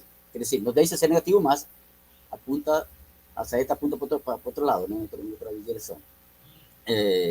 No meio de uma inumerável pobreza. Eu falo muitas vezes que sobre a base da escravatura, qualquer economia se recupera, né? Ainda que aqui não se ha recuperado, mas não sei o que falar. Nós estamos falando na Venezuela, aqui as conquistas sociais todas foram liquidadas por Maduro. Existe um famoso memorando 2792, em qual todas, praticamente, elimina a lei do trabalho. Não elimina porque a lei existe, né? Mas deixa de ser ativa, né? Todas as contratações coletivas, os convênios coletivos de trabalhadores e a patronal que foi negociado durante décadas e conquistas, tudo isso foi eliminado. Isso não existe. Maduro, durante muito tempo, manteve o salário mínimo mensual de $2-3 mensual. Há pouco tempo teve um aumento do salário mínimo que elevou, que na verdade foi um fraude, porque não chegou a ser isso, a $30, salário mínimo ao mês. Ou seja, ainda que fosse tão certo como falou ele, esse dado, ainda está por baixo do nível de pobreza, porque com $1, según menos de $1 diário, já é considerado um umbral de pobreza, según certos indicadores econômicos. Al final não foi tanto esse dinheiro, foi menos ainda. Então, você tem uma massa trabalhadora imensa, né? Isso chegou a que muitos trabalhadores, sobretudo do setor público e do Estado, saíssem daí porque ganhavam mais dinheiro fazendo coisas na sua casa e vendendo na rua, pelo salário. Então, você tem um ataque furibundo aos trabalhadores, acompanhado de uma forte repressão dos trabalhadores, fortíssima repressão. Maduro coloca em cadeia os trabalhadores que protestam. Nós calculamos trabalhadores por protestar e lutar ou por denunciar atos de corrupção nas suas empresas, calculamos mais ou menos 150 trabalhadores, diretamente por esse fato. Agora há pouco acabamos de ter uma conquista muito importante, que conseguimos a libertação de um companheiro de uma indústria ferrominera, chama-se Ronnie Álvarez. Na sexta-feira festejamos pela noite a sua libertação, mas ele ficou 10 anos preso por um crime que não cometeu, 10 anos sem nenhuma condena, nenhuma audiência, nada. É praticamente um refém do Estado, né? A lei fala que você, como muito, pode ficar 45 dias sem um júri, sem um juízo, está bem? 10 anos. 10 anos. Bom, para que veja um mecanismo repressivo do governo de Maduro, né? Um exemplo de duro. Bom, se alguém chama isso socialismo, não sei o que estamos falando, né? Nesse sentido. Queria comentar isso nesse marco, porque as eleições são muito importantes do que deixa o Chávez, tanto no período de Chávez como de Maduro. Existe um debate se Maduro é a continuação do Chávez ou não, se Chávez tivesse feito o que fez Maduro. Tudo indica que ninguém pode fazer futurologia, né? O cara morreu, mas se nós levamos em conta que Chávez, num primeiro período, em 2009 e 2010, os preços do petróleo baixou muito, Chávez, nesse momento, aplica medidas contra o povo. Aplica medidas econômicas, aumenta o IVA, o Imposto de Valor Agregado, né? Que já é um indicador de que poderia ter feito numa situação semelhante a que enfrenta Maduro. Por isso, grandes lições. A bancarrota total do chavismo é o fracasso completo desse tipo de projetos que se dizem por neoliberais, progressistas. Bom, Chávez e Maduro se autoproclaman revolucionários. Maduro até se diz que ele é um governo operário, governo operarista, melhor dicho, não operário, um governo operarista, porque ele é de origem sindicalista. Dessa grande lição do fracasso desta situação do chavismo. Nós fuimos uma das correntes políticas que desde o início levantamos a questão de independência de classe frente a este fenômeno, quando ainda estava no seu apogeu, quando ainda era uma luta contra a corrente, porque todo mundo, inclusive todas as forças que dizem que se dedican do trotskismo aqui, que existem algumas na Venezuela, do centrismo, como falamos nós, todas foram parte do chavismo, ainda que depois, com o tempo, 2007, 2008, foram algumas distanciando-se e algumas outras ficaram até 2016, né? Nesse sentido. Agora todo mundo quer apagar a sua história. Ninguém ficava com Chávez. É muito engraçado isso. Bom,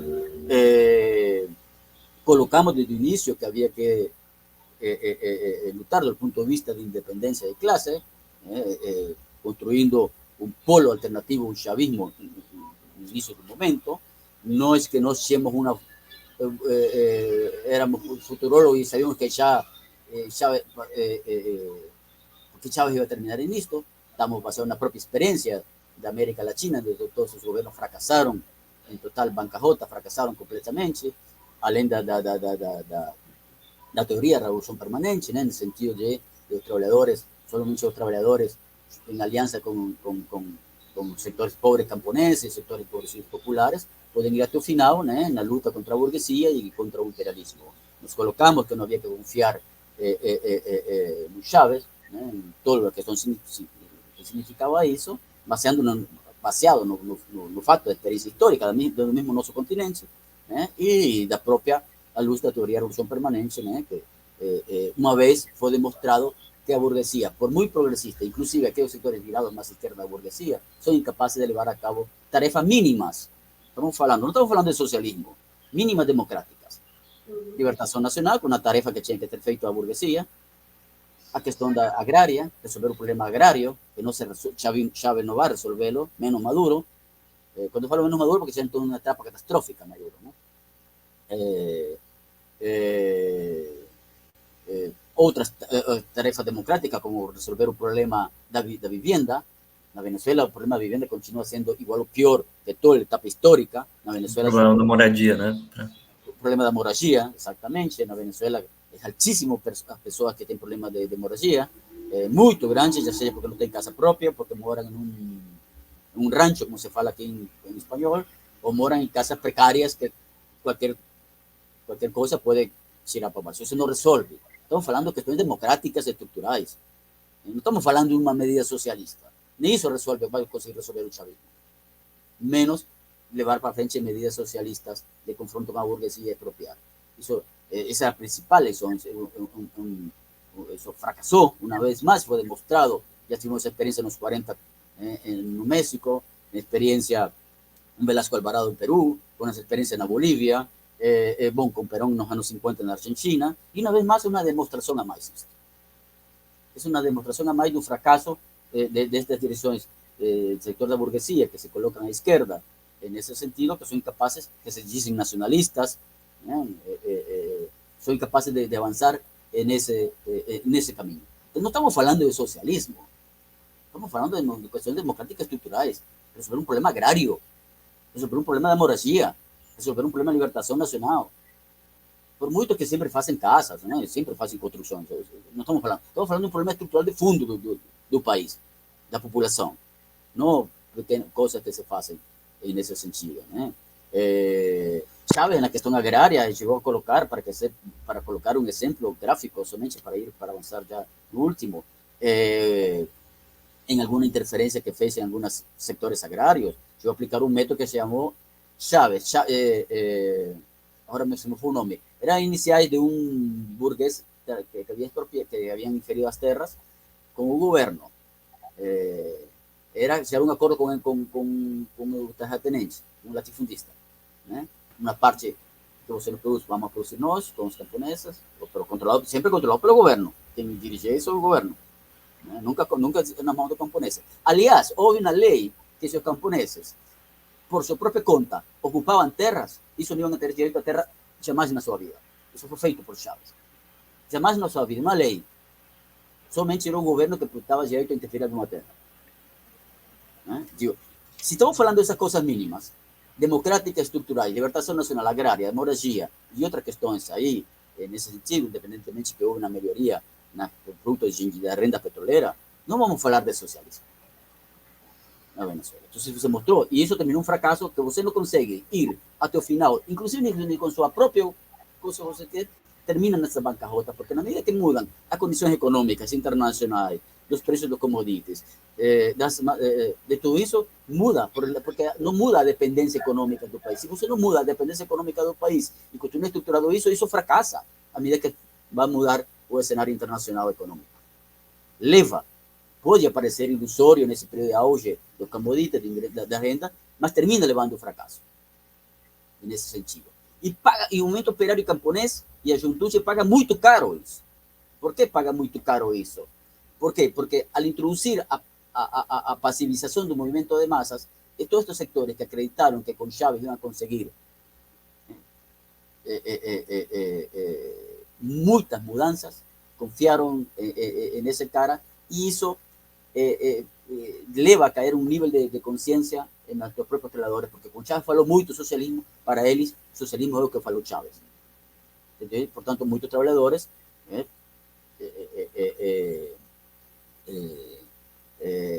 você fala em alguma fábrica, é muito contracorrente falar em uma fábrica que ocupem os trabalhadores dessa fábrica, que você diz controle operário da produção, mas isso fez Chávez, não? Só que não havia nunca controle operário, havia controle sobre os operários. Claro.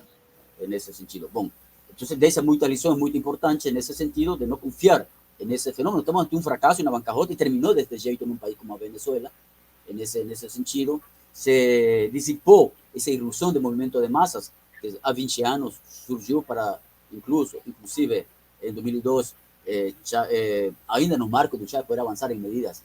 Mas nessa época se levantava a demanda, muito setor, inclusive o setor popular, levantava cadeia e expropiação aos golpistas, e como toda a burguesia estava com os golpistas, casi era expropiação de demanda. Chávez pede perdão a esa burguesía cuando él es restituido en el gobierno, no avanza, no aprovecha esa irrupción del movimiento de masas que se confiaba en él para avanzar en ese sentido. Las direcciones de sindicales y del movimiento popular van a cumplir un papel nefasto también en ese sentido.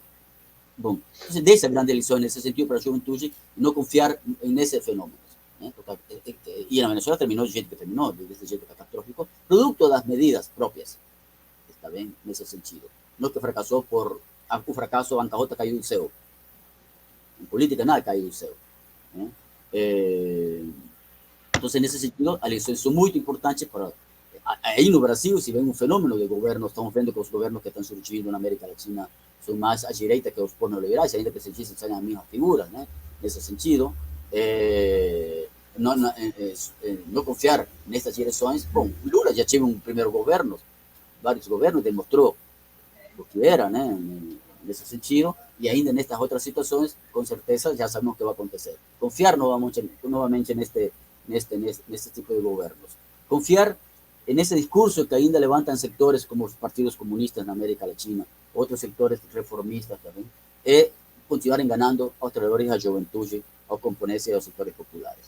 Es continuar un engano en ese sentido, porque una vez más estamos ante un fracaso, y solamente a llave de todo esto, un papel fundamental es, ¿no? Esto se demostró una vez más, si tenemos que hacer una elección muy importante, es todo lo contrario a Chávez, es todo lo contrario, es solamente los trabajadores pueden confiar en su propia fuerza, avanzando en las ruas, avanzando na luta na fábrica, nas universidades, nos lugares de trabalho, com uma política independente, avançando em constituir.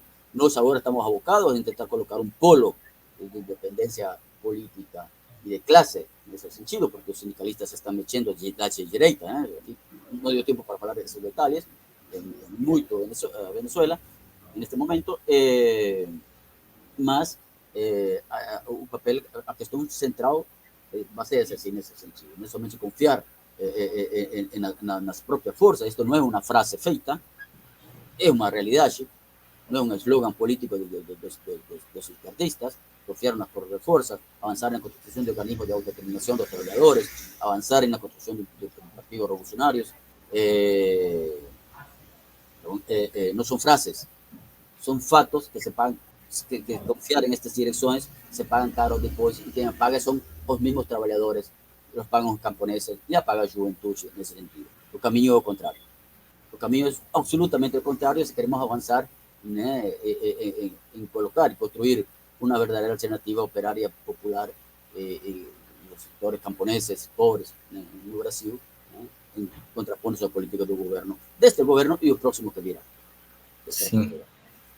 Não, muito bom isso, Milton, porque assim como vocês estão batalhando por uma linha de independência de classes e para superar, né, o chavismo pela esquerda aí na Venezuela, aqui a nossa tarefa no Brasil é justamente essa de batalhar pela reagrupação da vanguarda para a construção de um polo de independência de classes que supere, ou que prepare o caminho para a superação do PT pela esquerda. E esse é um debate que a gente vem tendo com a esquerda brasileira, especialmente com o PSOL, que é uma corrente que agora está se diluindo completamente na chapa Lula-Alckmin, com toda a direita que está aliada com Lula numa situação econômica que a gente já sabe, discutimos aqui, não é a mesma da década de 2000, vai obrigar o Lula a aplicar algum ritmo de ajustes, ainda nós vamos ver exatamente como vai ser esse ritmo, mas vai administrar a agenda econômica do golpe institucional e, obviamente, nenhum setor da esquerda que se reivindica independente socialista pode estar junto desse projeto, por isso que nós estamos batalhando aqui para que a classe trabalhadora tenha uma política independente, atuando em cada uma das greves,